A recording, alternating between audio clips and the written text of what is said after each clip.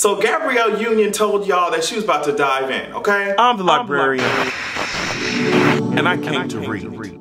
I honestly hope that y'all are getting your lives together because For the Culture Podcast will be releasing a new episode tomorrow. So you need to keep your eye out on fortheculturepodcast.com. I know a lot of you are subscribed to us on the podcast app on your iPhones and stuff like that. We are also on SoundCloud. We have been getting a lot of support from you guys. The episodes are always entertaining, and I have no problem saying that. I have no problem bragging about it because we do it for you, and we have to make sure that it's 100% is A1. You know what I mean? Just getting all the motherfucking 10s across the motherfucking board. You guys have been sending in your questions and your emails and stuff. Make sure you keep your eye out on that. Patreon.com/AdrianExpression. Can't stress it enough. Go over there, sign up, and get even more of your life. Even more of. I know maybe you didn't think that was possible for me to snatch your edges even more, but I mean, here we are today. So today, you know, I'm serving you guys a little bit of Northern Lights type of teas, diamonds in the sky type of teas. I wanted to wear something that kind of gave me a little bit of light type of teas because my electric bill just came in and I'm not happy with it. I've been running the AC because it's been hot as Satan's testicles, and so Miss Light Bill came in and slapped me across the motherfucking face.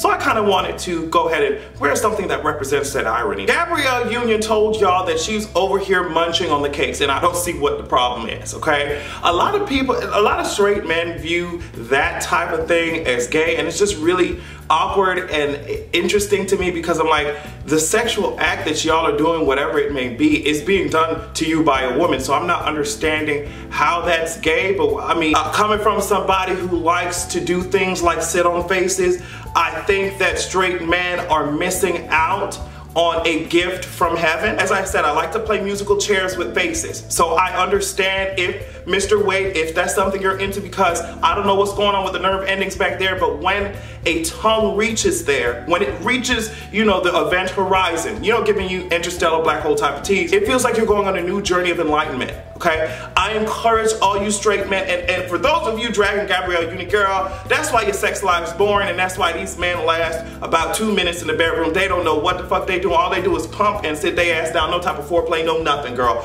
So for those of you dragging Gabrielle, y'all need to sit y'all ass down. As long as Dwayne Wade, because I know straight men have a problem with this, as long as Dwayne Wade wipe his ass and wash it, a lot of straight men don't know how to do it. Okay? So as long as he does that, I don't see any problem. I don't see any issue with it. Y'all sex lives are boring. Gabrielle said, girl, she said, let them eat cake, and that's exactly what her ass is doing. All right? So apparently Cardi B and Offset broke up for like, what is it, a minute? 30 seconds or some shit. Cardi B went on to Snapchat talking about, oh, I'm single, blah, blah, blah. And then she went on saying, well, girl, never mind. It's just because we had a fight and he took my blanket or some shit. I was like, okay, girl. And this goes for a lot of up-and-coming creators. I'm about to say this shit right now. Might touch and agree. Like Justin J says, touch and agree with some of y'all spirits. But I really would rather some of you build up your brands and build yourself up on your own 2 feet before y'all go around telling us about the 100 things that you did with your boyfriend this week. Cardi B, you are coming up in the music industry. Let us focus on your album. You need to work on getting your label to respect your wishes when it comes to release dates, because we're supposed to have your album by now. You have shit to work on when it comes to stage presence and performing. I wish that you would work on that instead of telling us about what you and Offset are doing every 5 seconds, because then it becomes like a reality TV show instead of us focusing on your music. You see what I'm saying? And I don't want to come across as a hater, like you just mad that she with somebody. No, I'm just saying, for business wise and for the brand, girl, I would just make sure that music remains your focus, okay? I really wanted to talk about Michelle Williams and the fact that she was so courageous. She was courageous enough to share her story about, you know, her depression and her having suicidal thoughts. And it was very interesting that she brought up the fact that Matthew Knowles was kind of like, well, girl, what the hell do you have to be sad about? You just signed a multi-million-dollar deal, blah, blah, blah, blah, blah. And I've been saying this before. I've been saying it doesn't matter how much money you have, that I've grown up and heard, you know, you have a roof over your head, why are you sad? You have food to eat, blah, blah, blah. And I know a lot of black people that I've come in contact with have said that their family members have said stuff like that. I'm glad that she's opening up this conversation, this authentic ass conversation about mental health and the fact that, you know, if you just have chemical imbalances, or if you have unprocessed trauma, or if you're living in a world like she was, fame and being compared to people and being dragged every second, you know, the money does not hold the same weight as peace of mind does. And I think it's, as I said, a very important conversation that we need to have, especially like us as black people. We need to work on erasing this stigma. And I know that it's not easy, especially for Michelle to come out and say that this was something that she was struggling with, but I'm glad that she made the move to even say anything, because she is not the only one. So Harvey Weinstein's Hakuna Matata, Timon and Pumbaa shaped head ass completes a 1-week outpatient program, and the psychologist apparently said that he took it seriously. Okay, when you're talking about years and years, I'm talking about decades of allegations and abuse and sexual abuse and shit like that, I'm not interested in hearing about the fact that after he caused all this trauma in all these women's lives, Harvey Weinstein took his ass to a 1 week, how dare you hoes? A 1-week outpatient program, and I'm supposed to just be a-okay with his ass walking around on the street and walking around in these companies because a psychologist told my ass that he took it seriously. He took the program. What he needed to take seriously was working on not viewing women as his fucking property or slaves and shit like that, and maybe then we wouldn't have all this nonsense going on in Hollywood. I mean, he's leaving families destroyed, psyches fucked up. He's leaving a trail of disaster, and they have the nerve to tell us that everything is going to be cheesy, dandy, I mean rainbows and cupcakes, because he took his dirty mop water bucket built ass into a 1-week outpatient program, and everything, you know, everything's just going to be fine. No, take your ass on away from me with that, okay? That's just like saying, oh, well, girl, I know he's been killing people all his life, girl. I know that he's been walking around stabbing hoes for decades, but he actually completed a 1-week, you know, cute little seminar where we talk about our feelings and we get this shit out, you know, we do some cute art therapy and shit like that, and he took it seriously, and he's just not gonna stab nobody no more. And no, I'm not buying it. I'm not buying it, sweetie, especially if Harvey is selling it, because I know anything he sells comes with chloroform to knock your ass out so he can do with you as he pleases. I'm not interested in his rotting bumblebee-shaped head ass. So Melania's saran wrap in the face built ass, I'm talking about stretched bubble wrap in the face built ass, is over here talking about she's ready to take on bullying in schools.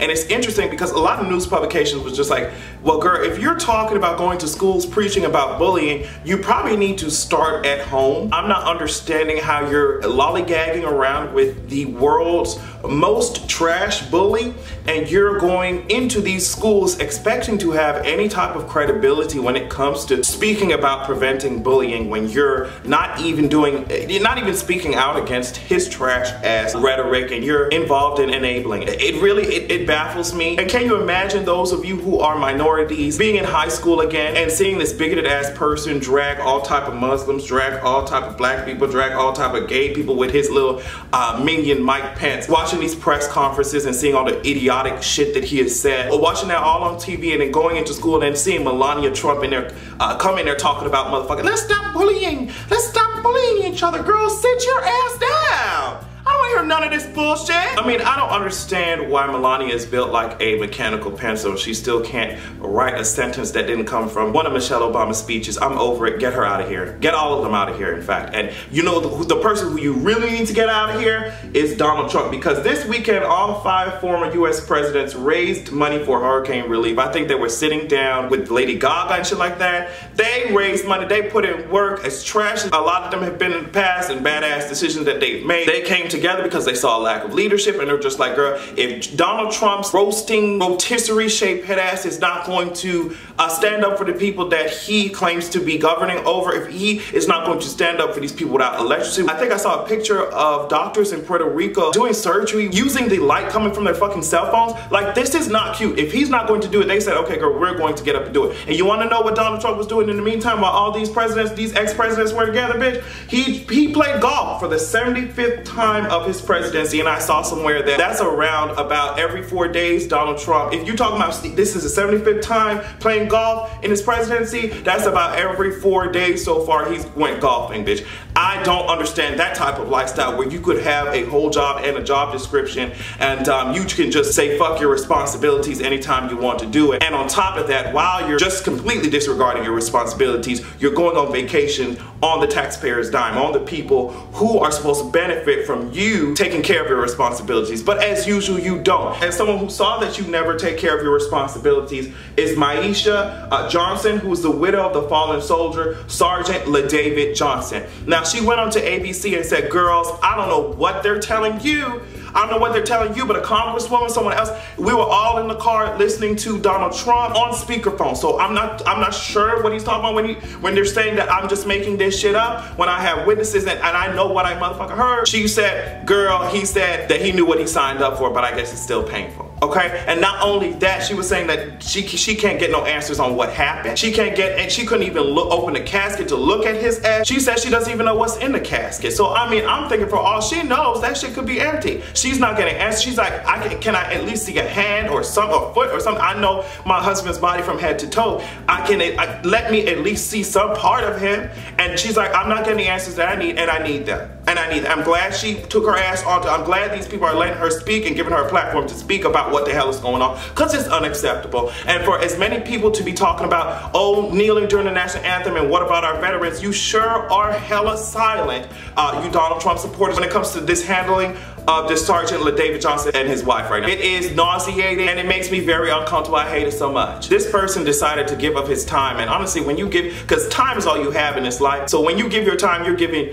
you know, parts of your life. He decided to give parts of his life to serve in this military, and he's being completely disrespected by the commander-in-chief, even in his death, and I hate it so much. There's a lot of bullshit that's going on in the story when it comes to the firefight and the fact that certain things were contracted out to non-military personnel, and it's a gross mishandling. People didn't do a head count correctly. It's a bunch of confusion and chaos that is going on within that situation, and I want answers. Just like Maisha Johnson asked for answers, I need answers as well. Okay? Donald Trump, take your rodent-shaped head ass on somewhere before I call pest control on you and that tired hairline. Have a good goddamn evening.